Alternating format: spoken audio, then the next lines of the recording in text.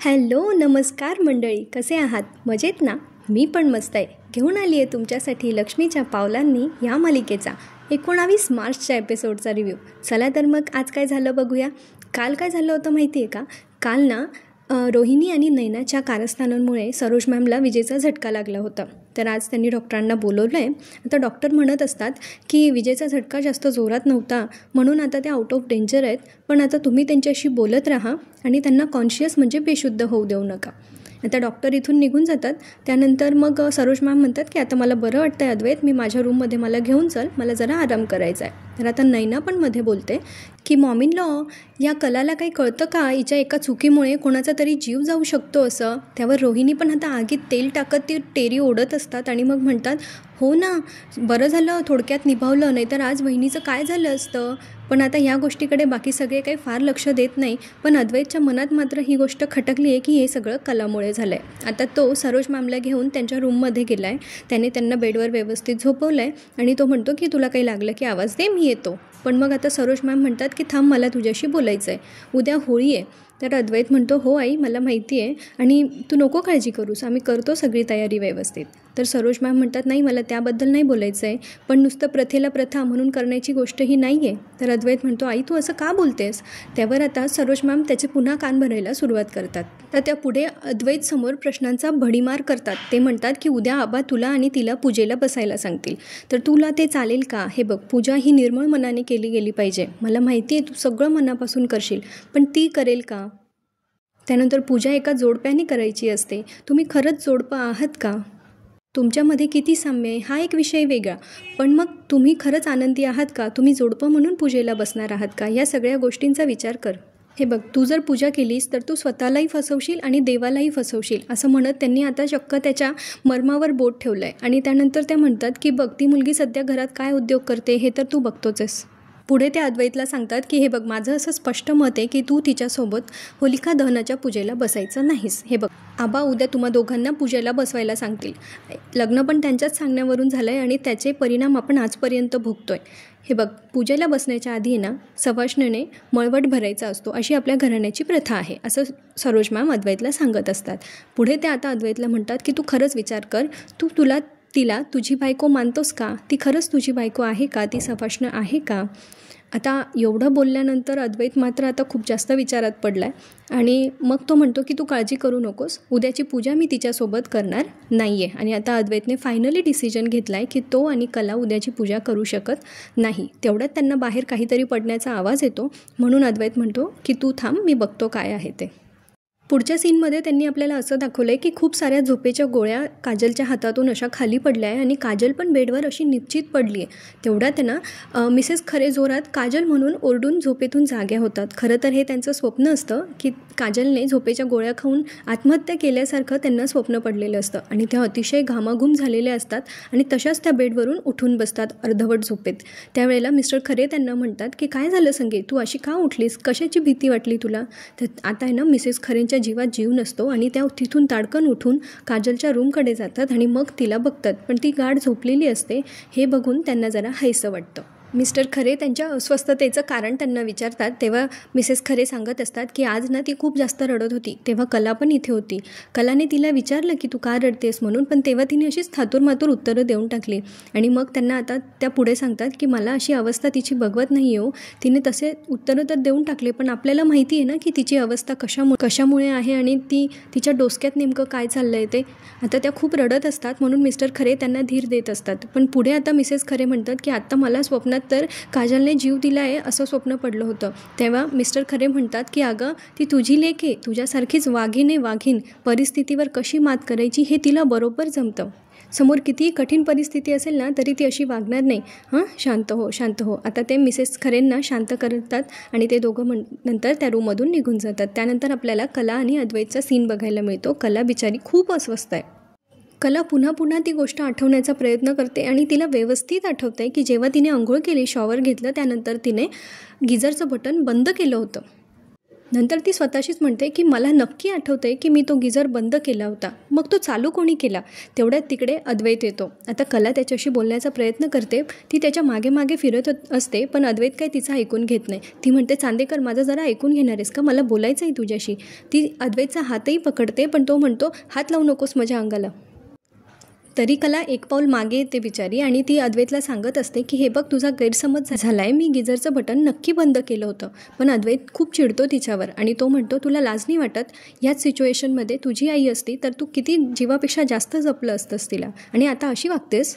अद्वैत पुढे कलाला खूप ओरडतो आणि बिचारी फक्त शांतपणे ऐकून घेत असते, कारण अद्वैत तिचं काही ऐकूनच घेत नाही आहे. तो कलाला पुढे म्हणतो की तू फक्त केअरलेस नाही आहे, तू रूटलेस आहेस, तू निष्काळजी नाही आहेस, तुला भावनाच नाही आहे कशाच्या. तुझ्या चुकांवर कितीही पांघरून घालण्याचा प्रयत्न केला तरी लिस्ट संपतच नाही आहे. 3 तर मी तुला इथल्या इथे सांगतो तुझ्या चुका. एकतर तुला तुझी चूक मान्य नसते, दुसरं म्हणजे प्रचंड वेंधळेपणा करतेस आणि तिसरं म्हणजे तुला असं वाटतं की समोरच्याला काही अक्कलच नाही आहे. म्हणजे तू कितीही खोटं बोललीस तरी समोरच्याला काही समजतच नाही, त्याला शून्य अक्कल आहे असं तुला वाटत असतं. आता कला पुढे म्हणते, चांदेकर असं माझं ऐकून तरी घे, मी खोटं बोलत नाही आहे. कला पुढे त्याला सांगते, अरे एवढं सगळं होऊ नये, मीच चप्पल घातली, मी काठी घेतली आणि सरोज मॅमला वाचवून आपण त्यांना बाहेर घेऊन आलो. तुला एवढं सगळं होऊन असंच वाटतंय का की हे सगळं मी केलं आहे. अद्वैत म्हणतो, मग कोणी केलं सांग ना. तू ना प्रचंड इगोइस्टिक बाई आहे, तुला तुझी चूक मान्य नसते आणि कोणी ते दाखवून देण्याचा प्रयत्न केला ना तर तुझं ते लागून जातं तुला, तू अजिबात ऐकत नाहीस मग त्याच्या पुढे. बिचारी कला पुढे म्हणते, अरे मी काय केलं म्हणजे तुझा आता माझ्यावर विश्वास बसेल. ती अरे म्हणते तर तेव्हा अद्वैत पण तिला म्हणतो, अरे काय अरे, मागच्या वेळीसुद्धा तू माझ्या आईला असंच धक्का देण्याचा प्रयत्न केला होतास आणि तेव्हाही मी तुला घराच्या बाहेर उभं केलं होतं. यावरून तुझ्या लक्षात यायला पाहिजे होतं की मी माझ्या आईवरून किती पॉझेसिव्ह येते. कला त्याला सांगते की मी असं काय करू की तुला माझं म्हणणं पटेल की ते गिझर मी बंद केलं होतं. अद्वैत म्हणतो, गरजच नाही आहे, मला इंटरेस्टच नाही आहे ते सगळं ऐकून घेण्यामध्ये. तुला एव्हाना कळायला हवं होतं की मी जर माझ्या आईला कोणी जर त्रास दिला तर त्याला मी सोडत नाही. मग तुझ्या लक्षात येत नाही का, तुला आठवतं कधी माझ्यामुळे तुझ्या आईवडिलांना त्रास झाला आहे ते, आणि तू काय करतेस, तुझ्यामुळे माझ्या घरच्यांना सतत त्रास होत असतो आणि हाच आपल्या दोघांमधला खूप मोठा डिफरन्स आहे. आता कला म्हणते, चांदेकर अरे तू हे काय बोलतोयस. तेव्हा चांदेकर सांगतो की मी आपल्यातला डिफरन्स आणि समानता शोधण्याचा खूप प्रयत्न करत होतो. मला असं वाटलं होतं की हा रेशो 60-40 असा आहे, पण नाही, मी चुकीचं होतो. हा रेशो 80-20 आहे, म्हणजे आपल्यामध्ये 80% भिन्नता आहे आणि फक्त 20% साम्य आहे. आणि आता अद्वैत जातो लगेच त्या बोर्डकडे आणि लिहायला लागतो त्या कलामध्ये आणि त्याच्यामध्ये काय काय भिन्नता आहे आणि त्याला परत 3 पॉईंट्स आज सापडले आहेत, जो तो मगाशी म्हटला होता की कलाला स्वतःची चूक मान्य नसते, प्रचंड वेंधळेपणा करते आणि समोरच्याला अक्कल नाही आहे असं ती समजते. अद्वैतने आता जवळजवळ त्यांच्यातल्या डिफरन्सेसची जी बाजू होती त्याची ती पूर्णपणे भरून काढली आहे आणि त्याच्यातले बरेचसे पॉईंट्स तर असे आहेत की त्या व्हॅलिडच नाही आहे, ते त्यांची गणना करणंच चुकीचं आहे. पण आता याला कोण समजावून सांगणार ना, हा मिस्टर परफेक्शनिस्ट आहे ना, जरा हा पण अक्कल शून्यच आहे, कारण दुसऱ्याच्या अकलेने चालतो आहे सध्या तरी. बरं ठीक आहे. आता कला म्हणते त्याला की तू माझं ऐकून तरी घेणार आहेस का, हे काय चाललं आहे तुझं. अद्वैत म्हणतो, मला तुझं काही ऐकून घ्यायचं नाही आहे. पुढे ना अद्वैत आता उद्याच्या पूजेबद्दल तिच्याशी बोलायला जातो. तो म्हणतो, हे बघ, उद्या होलिका दहनाची पूजा आहे आणि मोठी सून घरातली म्हणून आबा तुला मळवट भरायला सांगतील, आपल्या दोघांना पूजा करायला सांगतील. पण मी तुला आत्ताच सांगतोय की तू मळवट भरायचा नाही आहेस. जोपर्यंत आपल्या दोघांमध्ये काही सॉर्ट आऊट होत नाही तोपर्यंत या घरात कुठलीही पूजा अर्चा आपण एकत्र करायची नाही आहे. आता हे ऐकून कलाला फार धक्का बसतो. ती आता अद्वैतला म्हणत असते की अद्वैत, तुला हे नातं नसेल टिकवायचं तर पण मला टिकवायचं आहे, त्याच्यामुळे उद्याची पूजा मी करणारच आहे. आता रात्र संपली आहे, सकाळ झाली आहे, होलिका दहनाचा दिवस आता त्यांचा आला आहे, म्हणजे आज त्यांच्याकडे होळीची पूजा असणार आहे. तर आता सगळे डायनिंग टेबलवर नाश्ता करण्यासाठी बसले आहेत, पण सगळे आपापल्या विचारात त्याचे कोणी कोणाशी बोलत नाही आहे. सगळ्यांचा मूड जरा ऑफ आहे काल जो काही प्रकार झाला त्याच्यामुळे. आता नैना या सगळ्यांची तर मजा घेणारच आहे. ती आता रोहिणीला म्हणत असते, मॉमीला टाळी द्या टाळी. तेव्हा रोहिणी म्हणते, वेडी झाली आहेस का. तेव्हा नैना म्हणते, अहो मनातल्या मनात द्या. आजचं घरातलं वातावरण बघून असं वाटतं आहे की कालच्या प्रकरणाचा चांगलाच असर झाला आहे. त्यावर आता रोहिणी पण म्हणते, हो ते तर होणारच होतं, पण खरं तर प्रत्येकजण आपापल्या लाईफच्या जे प्रॉब्लेम्समध्ये गुंतलेलं आहे. आता सोहमला आठवत असतं की अनामिकाने त्याला प्रपोज केलं आहे, तिने त्याला आय लव्ह यू म्हटलं आहे. आता त्याच्यावर तो कसा रिॲक्ट होईल हे त्याला माहीत नाही आहे, पण त्याला आता सध्या तरी त्या गोष्टीत तो विचारामध्ये मग्न आहे. आणि कलाला हे आठवतं आहे की काल रात्री तिला अद्वैत म्हटला होता की जोपर्यंत आपल्या नात्यामधलं काही आपल्याला समजत नाही तोपर्यंत आपण एकत्र कुठलीही पूजा अर्चा करायची नाही आहे. आणि अद्वैत तर काय, त्याला सदानकदा कलापासून सेपरेट होण्याचेच विचार येत असतील मनामध्ये. आता आबा तिथे येतात आणि घरातला मोठा माणूस जसं घर सावरतं ना तसं छानपैकी आबा इथे सावरून घेतात आणि ते म्हणतात, चला पोरांनो, मनात जी काही जळमटं असतील ते आज होळीमध्ये टाकून द्या. आता नको अळीमिळी गुपचिळी आणि आपण मस्तपैकी साजरी करूया आजची होळी. आबा मस्त घरातलं वातावरण लाईट करत कलाला विचारत असतात, कला पुरणपोळी आहे ना व आज तुझ्या हातची? तेव्हा कला म्हणते, आबा पुरण तयार आहे, संध्याकाळी होळीला नैवेद्य दाखवला की सगळ्यांसाठी पुरणपोळ्या करेन मी असं. आबा म्हणतात, ये बात बघ, मला तर आवडतातच पण अद्वैतला पण आवडतात. ताव मारतो तो हल्ली पुरणपोळीवर. तेव्हा अद्वैतला आठवतं की नैनाच्या हाताने त्याने एकदा कलाने बनवलेली पुरणपोळी खाल्ली होती आणि त्याला ती खूप आवडली होती. तर आबा म्हणतात, ये बात. कला आता अद्वैतला पोहे वाढायला जाते पण तो एकदम हलकटासारखा तिला नाही म्हणून असा हात बाजूला करून देतो, तिच्याकडे बघतही नाही. कलाला याने जरा वाईट वाटतं पण सरोज मात्र मनातल्या मनात खुश होत असतात त्यांचं हे वागणं बघून. आणि आता ते सगळे नाश्ता करायला बसलेले असतात. त्यानंतर आपल्याला पुढच्या सीनमध्ये किचन त्यांचं बघायला मिळतं. रजनी मॅम कलाशी बोलत असतात, सापडलं का गं पुरण यंत्र? मगाशी तर यांचं पुरण तयार होतं, मग आता यंत्र का शोधताय काय माहिती. थोडीशी मिस्टेक झाली आहे खरी पण जाऊ दे, आपलेच आहेत, आपण गोड मानून घेऊया. आता तेवढ्यात तिकडे नैना येते आणि तिला ते पुरण जे शिजवलेलं असतं ना त्याचा खूप मस्त घमघमाट सुटलेला असतो किचनभर, त्यामुळे तिला काही राहत नाही आणि ती सरळ एक वाटी घेते, चमच्याने त्याच्यामध्ये 2-3 चमचे पुरण घेते आणि खायला सुरुवात करते. वरून त्यांच्याशी मस्त गप्पा मारत असते. काय करताय तुम्ही दोघी, काही शोधताय का? तेव्हा कलाचं तिच्याकडे लक्ष जातं आणि ते म्हणतात की ताई तू काय खातेस? तेव्हा ती सांगते की मी पुरण खाते. मग कलाला राग येतो. ती नैनाला म्हणते, दे ती वाटी ताई इकडे. तेव्हा नैनाला राग येतो. ती म्हणते, कला आता नैनाला एवढी साधी गोष्ट कळायला हवी होती. लहानपणापासून आपल्याला घरामध्ये हे शिकवलं जातं की नैवेद्य दाखवल्याशिवाय खायचं नसतं सणाच्या दिवशी. आता कला पण तिला हेच समजावून सांगते की ताई तुला माहिती ना आज होळी आहे आणि आपण होळीला पुरणाच्या पोळीचा नैवेद्य दाखवतो आणि नंतरच मग पुरण किंवा पोळी खाऊ शकतो असं. आता रजनी मॅम पण तिला तेच समजावत असतात की नैना तुला माहिती असायला हवं होतं की आज होळी आहे, सणाच्या दिवशी नैवेद्य दाखवल्याशिवाय खायचं नसतं. तेव्हा आता याच्यावरती पठ्ठिका उत्तर देते बघा नैना की मला हे सगळं काही माहिती नव्हतं आणि तसंही माझ्या लग्नाला अजून एकच वर्ष झालं आहे फक्त. आता ह्याचा आणि याचा काय संबंध होता बरं? जसं काही तिला ह्या घराच्या बाकीच्या परंपरा फार माहिती आहेत. कला तिला पुढे म्हणते, माहिती नाही काय माहिती नाही ताई, आपण हेच सगळं बघत तर मोठे झालो आहे ना. आई पण तर घरी असंच सगळं करायची, मी पण तर तिलाच बघून ह्या गोष्टी शिकली आहे ना. मग आता नैनाला खूप राग येतो कारण आता कला तिला शिकवत असते ना. त्यामुळे नैना म्हणते, तू जास्त बोलू नकोस आणि तसंही ह्या तुमच्या अंधश्रद्धा वगैरे मी काही पाळत नाही. आता ही अंधश्रद्धा नाही आहे, यामागे एक लॉजिक आहे, एक सायन्स आहे. आता आबा पुढे येत आहे ना ते लॉजिक समजावून सांगतात. आबा तिथे येतात आणि मग नैनाला तिची चांगली कान उघडणी करतात आणि तिला सांगत असतात की हे बघ, सणांचं ना आपलं आपलं काहीतरी महत्त्व असतं, यामागे कुठली अंधश्रद्धा नाही आहे तर शास्त्र आहे. ते म्हणजे असं की आपल्या मनावर ताबा असला पाहिजे आणि यातून एक भावना निर्माण होते की आधी दुसऱ्याला द्यायचं मग स्वतः खायचं. आपण देवाला नैवेद्य देतो, तो नैवेद्य देव खातो का? नाही ना. पण यातून आपल्या मनाची भावना असते ना की आधी दुसऱ्याला द्यायचं आणि मग आपण खायचं.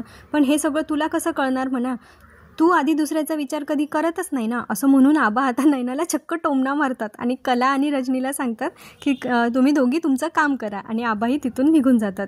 नैना मात्र आता जाम तापते आणि ती म्हणते, ही कला मला मुद्दाम सगळ्यांच्या समोर चुकीचं ठरवते आणि हा म्हातारा आहेच हिची री ओढायला आणि तिचा असा जळफळाट होताना आपल्याला इथे दिसतो. आता पुढे ना कला पूजा करत असते. ती आता देवीची मनोभावे पूजा करत असते आणि देवीला मनातलं सांगत असते की देवी तुला तर सगळं माहितीच आहे की चांदेकराच्या मनात आमच्या नात्याबद्दल काय आहे, पण मी मनातून त्याला माझं मानलं आहे आणि मी नात्याने त्याची बायको आहे, ह्या नात्याने मला ही पूजा करायची आहे.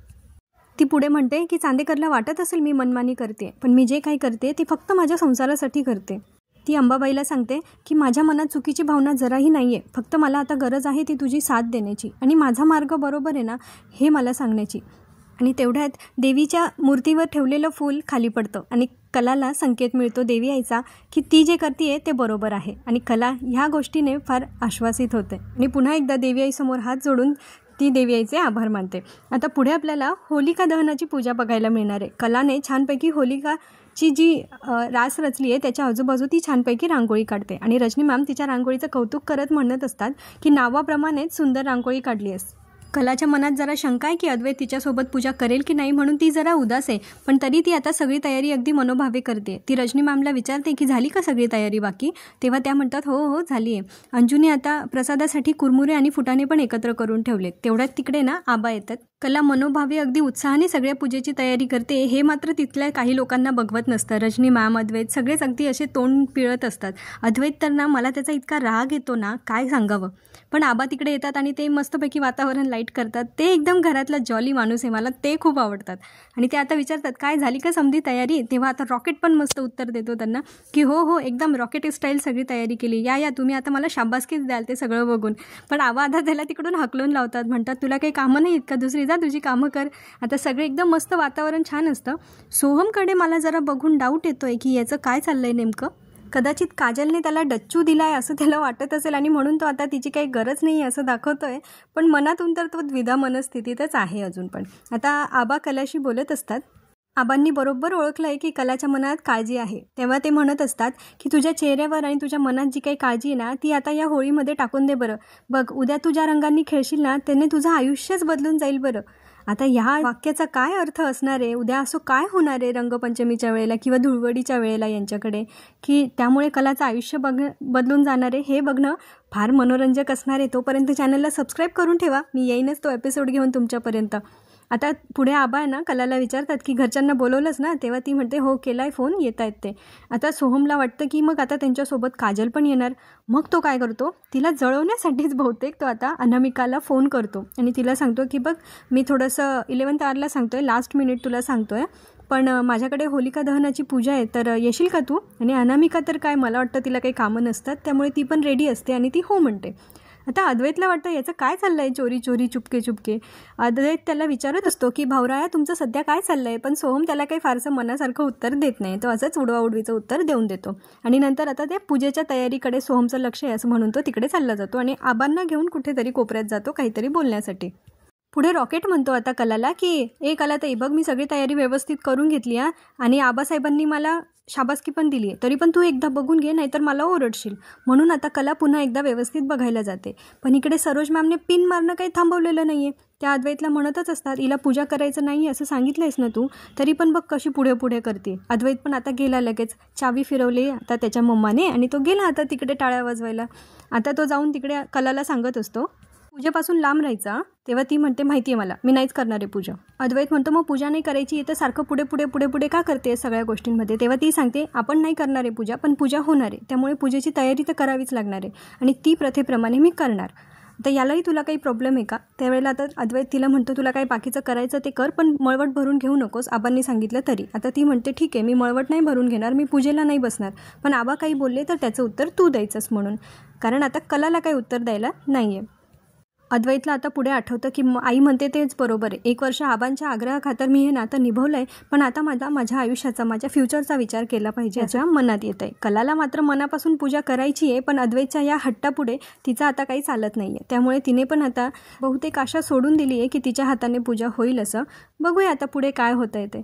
बरं, इथे आजचा एपिसोड संपला आहे. आता पुढच्या एपिसोडमध्ये काय होतं आहे ते बघूया. इन शॉर्ट, मळवट भरण्यासाठी जो कुंकू वापरला जातो त्याचं ताट येतं बाहेर आणि त्यावेळेला कला तिकडे काहीतरी कामासाठी जात असते, तर नैना मध्ये पाय अडवते आणि त्यामुळे कला खाली पडते. ती पडते तर बरोबर ती त्या ताटाच्या दिशेने पडते आणि आपोआप तिचा मळवट भरला जातो. म्हणजे हा अंबाबाईंचा संकेतच आहे तिच्यासाठी की तिच्याच हातून आजची पूजा होणार आहे. आता आबा म्हणतात कला अगं अंबाबाईचा आशीर्वाद आहे तुला.